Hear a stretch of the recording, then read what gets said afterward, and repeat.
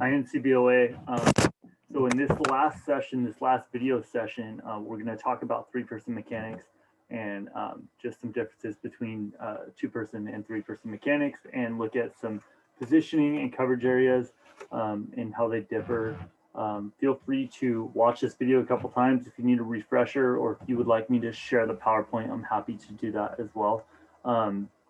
So before we get started, I just want to say congratulations on a great season. You guys really came through this year. You know, it's such a weird year, and I just want to say thank you and how much I appreciate all your hard work and flexibility throughout this year. Hopefully we'll be back to normal with full crowds and, you know, winter tournaments and all that stuff next year. But I just want to say thank you guys one last time for this this COVID season, and congratulate the officials in advance that we'll be moving on to the playoffs and sectional finals and things like that. That's a big accomplishment, and so enjoy those games, work hard, have fun. But I just want to again thank you guys for all your hard work this year. So we're going to go through a PowerPoint here in a second, and I'm going to go through some of the mechanics for three-person, and then I found a really good video on YouTube that I'm going to share with you guys at the end. And what they did is they took the three-person high school game, and whoever created this video, I don't know who created it, so I'm sort of stealing it a little bit, but they put color coding for primary coverage areas on the video, and so you can watch in real time. You watch the toss, and you watch how the officials get into position, and then watch rotations. And so we're not gonna watch a whole game together, but we're gonna kind of go up and down the floor a few times, talk about some coverage, talk about whose primary is what, and watch some rotations. There's some really good rotations right in the beginning of this game from the jump. So I want you guys to see that in real time. And I thought that the color coding on the court was a creative way to see that and kind of get a feel for the primary coverage areas. So I'm going to go ahead and share my screen, and we'll go through this PowerPoint together. Give me 1 second.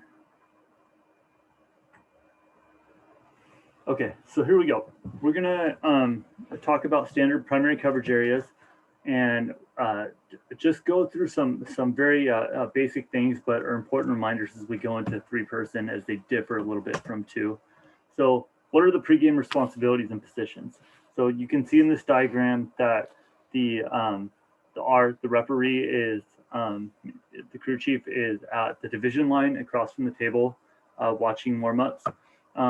So they're responsible for initiating the captain's meeting, the administrator's meeting at 12 minutes before the game, check the scores book just like they would in a normal high school game.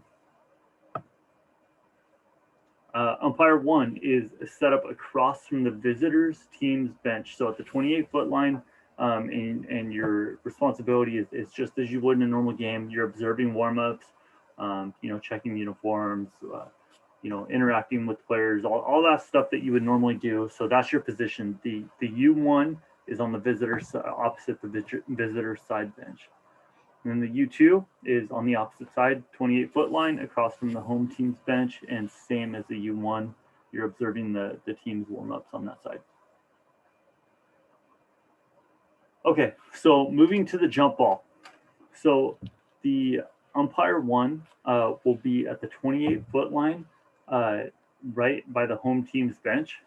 The referee will be tossing the ball, and the U2 will be at the 28-foot line across from the visitor's bench.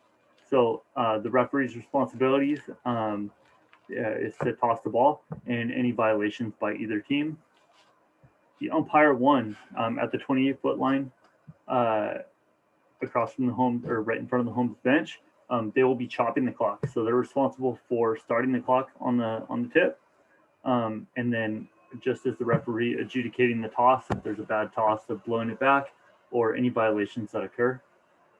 And the umpire two is opposite the visitor's bench, and they're responsible also for adjudicating the toss and any violations that happen by either team. So this next slide it's a little complicated, and we're going to see this kind of play out in the video that I'm going to show you at the end. But I wanted to give you guys a diagram of like where we're going, because I think a lot of times when we don't work three-person mechanics on a regular basis, the jump ball is a really good opportunity for us to get jumbled up at the very beginning of the game. And so good thing to remember that the referee tossing the ball is always going to become trail. So in this top scenario, if the ball is going to our left as we're looking at the screen right now, the referee is going to go towards the home bench. The U1 will become the lead. So the strong side, if the ball is going that way, will be the referee will be in the trail position. The U1 will become the new lead, and the U2 will slide over and be in the center position on the free throw line extended. Now, if the ball goes right, so the referee is still going to become the trail, but this time the U2 is going to slide into the lead position, and the U1 is going to slide down to the free throw line extended and be the center, in the center position.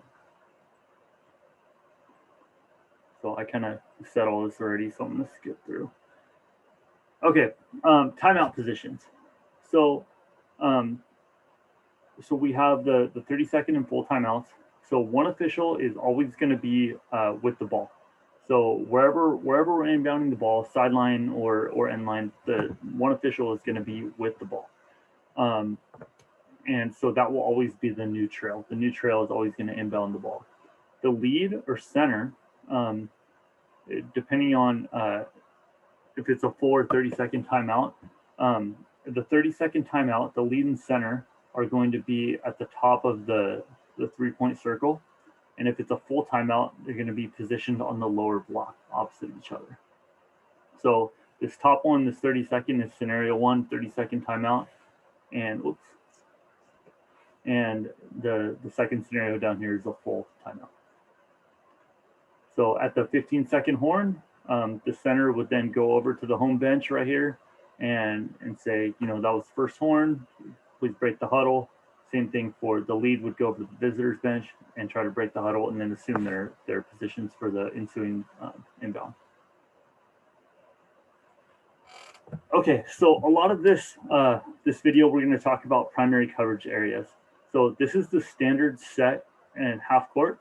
We have the lead position, which is stationed on the end line, the center position, which is at the free throw line extended on the opposite side, and the trail is at the 28-foot line in the front court. So these are our dependable positions. This should be our starting positions all the time. So the lead needs to, the old trail becoming a new lead, needs to hustle to get in position on the end line. And we'll talk about that a little bit more as we go through this. So coverage in transition. So this is after a made basket. So the old lead is going to become the new trail. The old trail is going to become the new lead. And the center is going to transition from center to center on the court. And so we're going to talk a little bit about responsibilities in transition. So the new lead, former trail is, like I said, get to dependable position. So the new lead needs to hustle. As soon as there's a turnover, we need to do our best to hustle and get into position. A good starting point is just the same as two-man, sort of this halfway mark between the lane line and the three-point line is a good spot to shoot for. And the second point is just be ready to accept the play. And this is pretty much the same as two-man, right? We want to accept the play. We can officiate better when we're standing still and we're not trying to catch up to players. And will the players beat us down the floor? Of course. They're teenagers. They're faster than us most of the time. So if you get beat once or twice during the game, that's not a big deal. But let's do our best to really hustle to get into that dependable position. The center position. So after a made basket, the center needs to hold their position at the free throw line extended. The reason this is important is you can help with any pressure in the backcourt and really kind of help the new trail in transition to if they have a competitive on-ball matchup to kind of help them with the rest of that play. And the center is responsible for the middle third of the court. Okay, so remember, our new lead, they're going to be sprinting down. They're going to be sprinting down to the other side of the court. The trail is going to be, even with or just behind the ball, walking the ball up the court. And so the center really is responsible for this sideline to sideline, this middle third of the court. You have a really good view as a center to see through the play and see any illegal contact that might be coming from defensive pressure. That will be really hard for the trail to see if they're focusing on ball. And the lead will be really far across the court and kind of away from the play. So the center is really important in transition. A good sort of guideline for center position is to move at the pace of the ball up the floor and to be at the second line of defense. So you don't necessarily need to be, if there's only the ball and one defender, you don't necessarily need to help the new trail on that play. But if there's multiple players in the backcourt, certainly stick around and help your partner out. And then the new trail, the former lead, is responsible for the ball and on-ball coverage, the on-ball defender in the backcourt. And so, like I just mentioned, a good kind of starting point is to be even with the ball or maybe a step or so behind the ball, but really maintaining that angle, right? We always want to work to see an open angle between players. And so as the trail, making sure that you're in a good sideline-oriented position in which you can see a space between in the relationship between the offensive player and the defensive player. Okay, so we're going to talk about rotations. So this is the most complicated part of working three-person. So we're going to go over some principles pertaining to a rotation. So I drew some arrows. And so the first position that we're going to talk about is the lead is over here on the right side of the court, trails at the 28-foot line on the strong side. So the ball is right here on the right side of the court, and the center is here at the free throw line extended. So in this scenario, the ball is going to be passed over to the weak side of the court. So we're going to call the weak side the weak side because the ball was over here, and we really need to have an emphasis on having two officials on the strong side of the court. So now the weak side becomes the strong side because the ball is passed to the weak side. The ball has a chance to settle, and so I think that's really important, right? We see a lot of passes around the perimeter and the ball moving from side to side a lot. So the lead is going to initiate the rotation. So once the ball has an opportunity to settle on this side of the court, the lead is going to start the motion to transition to the weak side of the court. So the lead is going to mirror the ball, right? So we see the ball is passed to the weak side of the court. The lead is going to go to close down, right? So close down is where I put this yellow star right here. I'm going to pause right here because if there's an immediate pass that comes right back to this side of the court, there's no reason to complete a rotation. So take a pause, take a break, take a breath, and see where the ball is, see what's happening in the game. And if the ball remains on this side, go ahead and complete your rotation. So you're going to mirror the ball. You're responsible for post play below the free throw line is the lead. So this light kind of tan area. And like I said, once that pass is to the opposite side of the court, it's settled. Go ahead and complete your rotation. So the lead is really the driver of this rotation.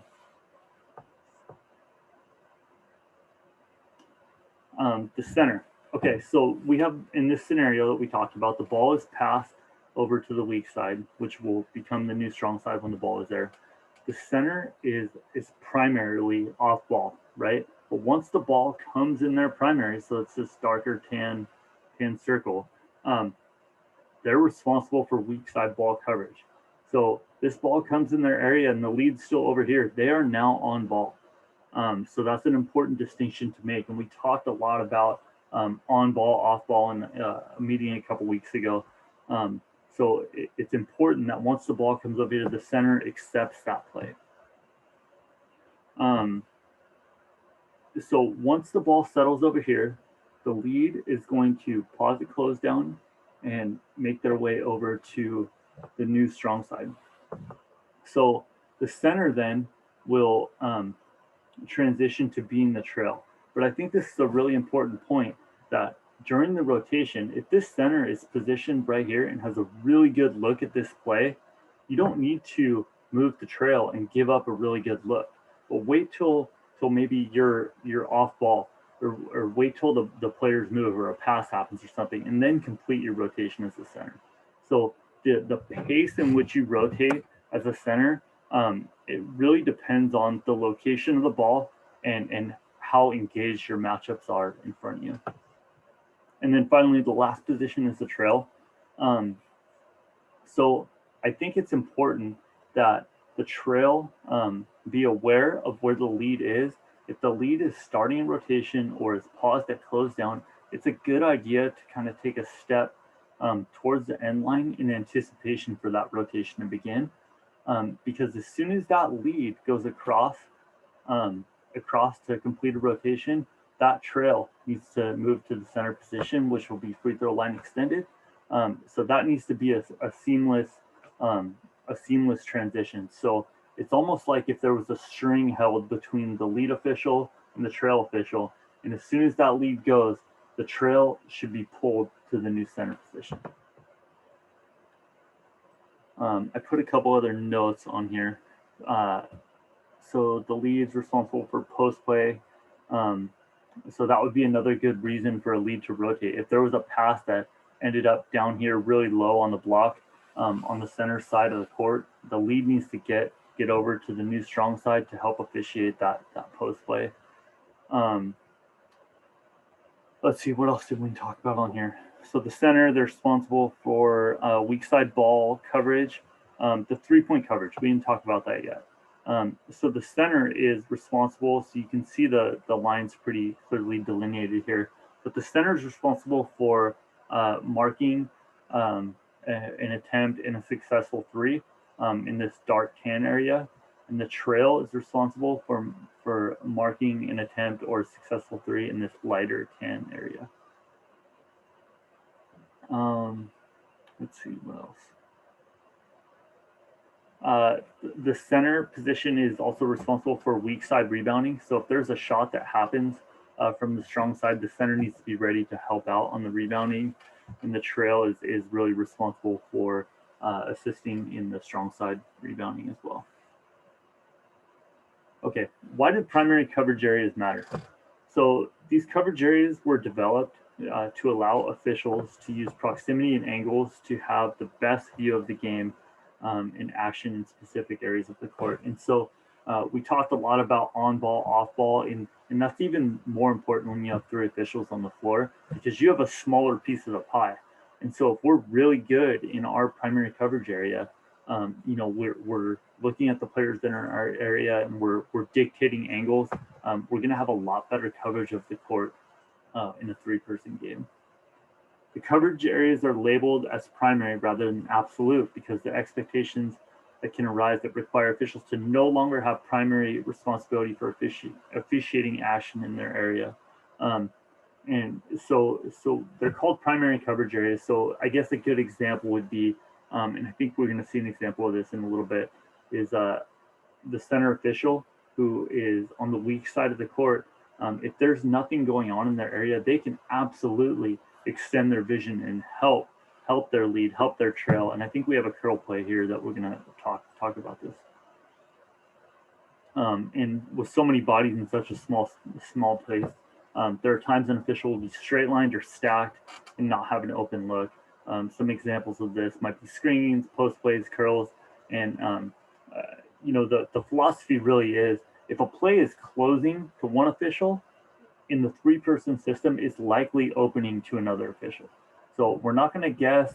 If you don't see it, hopefully your partner is going to help you out and catch that play. But you absolutely have more eyes on the court when you're looking where you're supposed to, and we're trusting the system.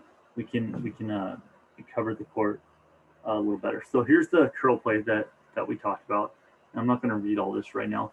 But so this is a trouble spot that we run into, right? So in this scenario, white 3 right here has the ball. They're in the lead's primary coverage area. So we have a post situation right here. The two defenders are 2 and 4 right here, and 3 is going to curl in towards the paint and towards the basket. And so what happens in this play is a lot of times the lead will have a really good look at this angle between 3 and 4, but when number 3 curls in between 2 and 4, this red spot right here is almost impossible for the lead to see. There's too many bodies, there's too many people swinging at the ball. But what happens is it's kind of what I just talked about. It's closing to the lead, but it's opening wide up to the center official. And so as a crew, we need to have a conversation about these types of plays before the game and understand that when it's opening up to the center official, that lead is going to trust the center official to extend their primary coverage area and help out with that play. Okay, the last slide I have for you is about double whistles. And so with 3 officials on the floor, and it's not something that we work all the time, the likelihood for double whistles are a lot higher, especially in these gray areas that are indicated in this picture. So this one at the top between the center and trail, the center and lead right here, and then the trail and lead right here. And the idea is, it kind of goes back to what we talked about on ball, off ball. And I feel like if we have in our pregame a really good conversation about primary coverage areas, when we're on ball, when we're off ball, and that we execute that in the game, that we can eliminate some double whistles in the game. So I'll give you an example. When the ball is in the trail's primary coverage area up here, and they are either dribbling across midcourt, or there's a pass right in this kind of gray area right here. If the trail can recognize that the center is opening up their body, right, their body language is showing that, hey, trail, I got this play, I'm looking here, so there's no need to have 4 eyes on this play right now. That trail can automatically transition to off ball. Okay, so now I'm off ball, my center has this play, I'm anticipating the lead is going to rotate. So where's the next spot that's going to hurt me, right? So the trail would naturally take a step down, a little bit lower underneath the 28-foot line, and look in the next action area where I'm going to become the center. Where are the players that are going to hurt me? What's the next play that's going to happen? And so I feel like the more reps we get and the more conversations in pregame we have about when are we going to transition on ball to off ball, and we're really focusing on working in our primary coverage areas, we're going to eliminate some of those double whistles and really officiate the game better. So when it comes to double whistles, recognize the double whistles. Don't use preliminary signals. So if you come up with a fist and you notice your partner does too, let's make some eye contact, use your voice. We got to communicate with each other. But don't use preliminary signals. If you come up with a block and if your partner's ready to go the other way, that's how we get ourselves in a bad situation. So if you guys both blow, that's fine, but take the call in your primary. Don't give it up. If it's right in front of you and you're sure, just hold your fist, say, I got this, partner, and use your voice. I have a block on white 23, whatever it is, but use your voice, let your partner know what you have, and take the calls that are in front of you. Not only did you probably have the best look at it, but it's a lot more believable to the coaches, fans, everybody if you're calling the play that's right in front of you rather than if you're taking something out of your primary area. And then just communicate, right? Use your voice, talk to your partners, and that's really the key behind all of this. Okay, so I'm going to stop sharing and we're going to go ahead and look at a video together. I'm going to make some comments over the video, but again, the goal is to have you see what I just described in the PowerPoint kind of play out in front of you in the video. So I hope you guys enjoy. Again, have so much fun in the playoffs. This is the best time in high school basketball is the kids are playing hard. The fans that are allowed to be in there are going to be going crazy, and really this is what basketball is all about. So go serve the game, have fun, and you guys deserve it. I will see you guys over the summer and hopefully at the finals. In CBOA, so I found this video online that does a really good job of identifying primary coverage areas for three-person mechanics. And so I just wanted to go through a few plays of this and watch rotations and how primary coverage areas change, just to reinforce some of the topics that we just talked about in the PowerPoint. So I'm going to go ahead and we're just going to kind of take some snapshots. So this the first play of the game, we're looking at a jump ball scenario here. So we have the referee is here administering the toss. And the table is actually on this side closest to me. So I know it looks like the table is across the way, but the table is closest to me. And so I have the U1 that is just off the screen to the right, who will be chopping the clock, and the U2 who is opposite the table at the 28-foot line. So we have the toss. The white team is going to win the toss, and so we are going to be moving to our left. So you can see the referee pauses, holds his position, and waits to see the outcome of the jump ball. And so once he realizes that we're going to be going to our left while we're looking at this play, he's going to become the trail opposite of the table. The U1 right here is going to go to his left and become the center official. We're gonna. Okay, so this is what I really like about this video is they put colors on the floor, and it's going to continuously go as rotations happen as we go up and down the floor. And so right here we have right off the jump ball, the referee slides over to the trail position, so he's going to slide in over to his dependable position at the 28-foot line. He's going to assume on-ball coverage, and the area shaded in green is his primary coverage area. The lead, who was the U2 at the jump, has come down to the lead position. And a couple things I would like to see the starting position for the lead halfway between the lane line and the three-point line, and then from there mirroring the ball just as you would in the two-person game and at a 45-degree angle. And the U1 has slid into the center position, which would be the free throw line extended, and his area of responsibility is shaded in yellow here. So I'm just going to go ahead and play this, and we'll talk about rotations as they happen. So now we have the ball has swung to the weak side of the floor.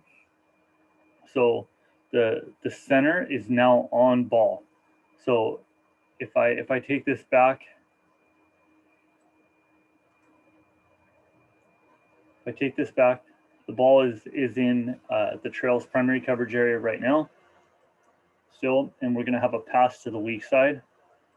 So the lead understands that the ball has now come to the weak side, and he is at close down right now. So we talked about the close down position, and he's going to initiate his rotation to make sure that we have two officials on the strong side of the court. Okay, so the lead has now completed their rotation. So a couple thoughts here. I would like to see this trail recognize that the lead was going over in rotation and begin his transition over to the center position. So by the time the lead gets across the lane, the trail should be at the free throw line extended. This center is waiting for the lead to complete the rotation before he moves to the trail position.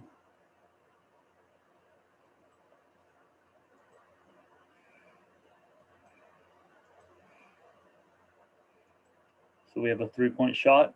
The trail's responsibility for marking the three-point shot.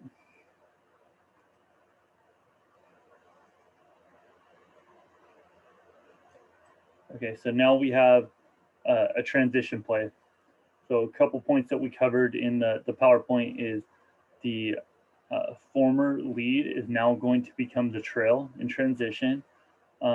The trail official is responsible for basically the entire backcourt, and especially on ball. So here we have a long pass, so it's going to be a quick transition. But the center official did a good job hanging back to help in press coverage in the backcourt. And take that back a second.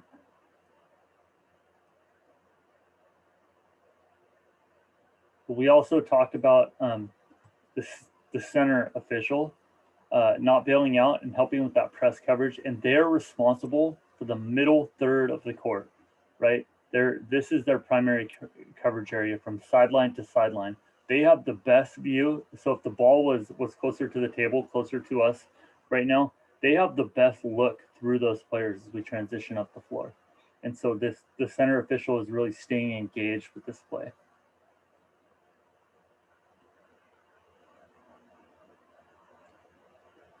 So now we've transitioned to front court. Currently, Trail is still on ball, but the ball is moving towards the weak side right now.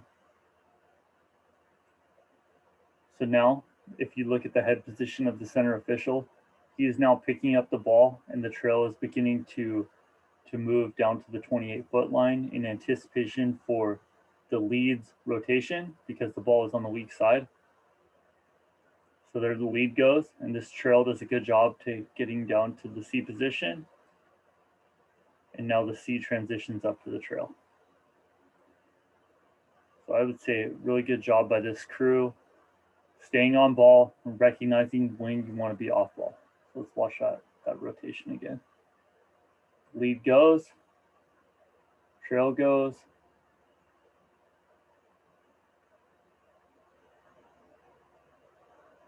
Now we have an out of bounds play.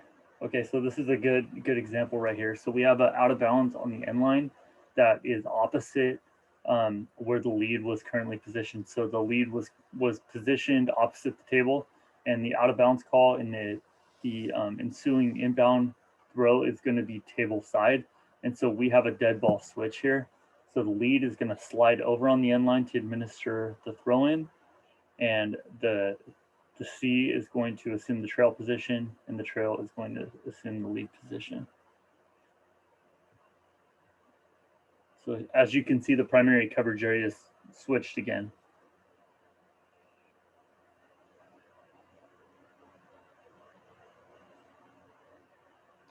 We have another transition. So the Trail is responsible for the ball in the backcourt, the center for the middle third.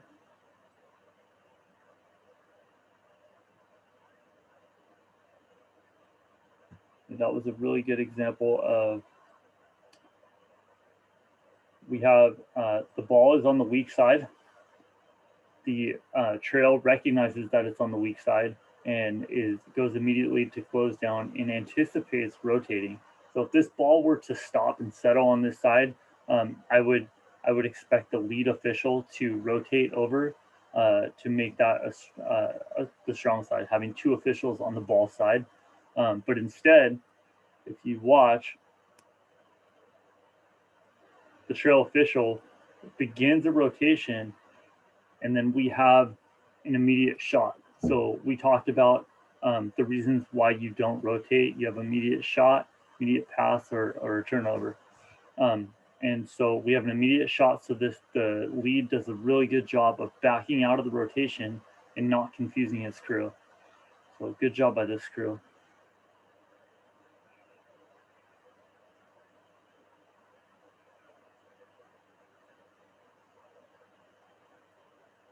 We'll watch a couple more times up and down the floor. A quick shot.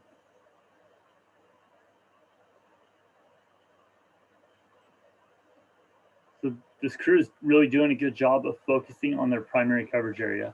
So we have a lot going on right here right now. So in the lead's primary, we have two players on the floor scrambling for the ball. And let's see, there's 1, 2, 3, 4, 5, 6 players in the lead's primary coverage area. So this is a good example of when we were talking about curl plays in the PowerPoint, is although these players are in the primary coverage area of the lead, you can see right here the Trail has a really good look at these two players on the floor. and doesn't have much else on the floor that he's responsible for at this time. And so this is a great example of team officiating. And, you know, when the lead has a lot going on in their area, the center has nothing going on right now. So that the center official definitely needs to extend his vision and help out with the backside of these plays. So it's really important to think about where can my partner not see, right? If I don't have a competitive matchup, what can my partner not see? And so this is a perfect example of how the trail would really need to pay attention, because he has the best look at this play right now. The quick turnover. The trail is hustling to get to his dependable position to officiate this play.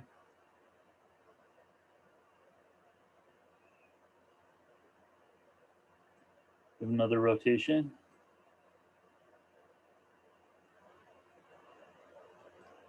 Okay, this is the last play we'll talk about right here. We have a double whistle.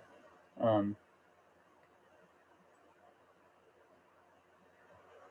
so we want to look at, we have two players on the floor, and we have a lot of players on the weak side of the floor. So this official rotates over.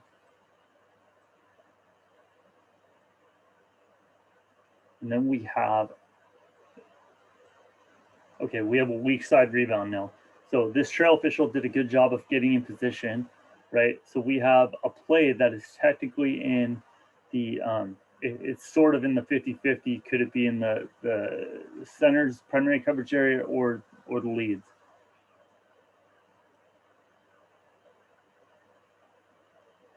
And we have a foul call. So they blow pretty much simultaneously. Maybe the center blew a second before the lead, but they did a good job of holding their fists, communicating with one another. You see a little nod there from the lead, and they said the center says he has 2 shots, and the center's going to go report the foul. So the key takeaway there is, when we have those 2 referee plays, that we're patient, we don't show preliminary signal, and we communicate with our partners, with our voice, with our signals, the head nod, all of that, or who's going to take the foul. If it's in your primary coverage area, you take the foul. And so my big takeaway here, guys, is I wanted to just kind of show you in real time what the rotations look like. And we talked a lot about primary coverage area and why that's important. But it's important to see the flow of how the rotations happen. I hope you guys got a lot out of this video, and I'll talk to you guys soon.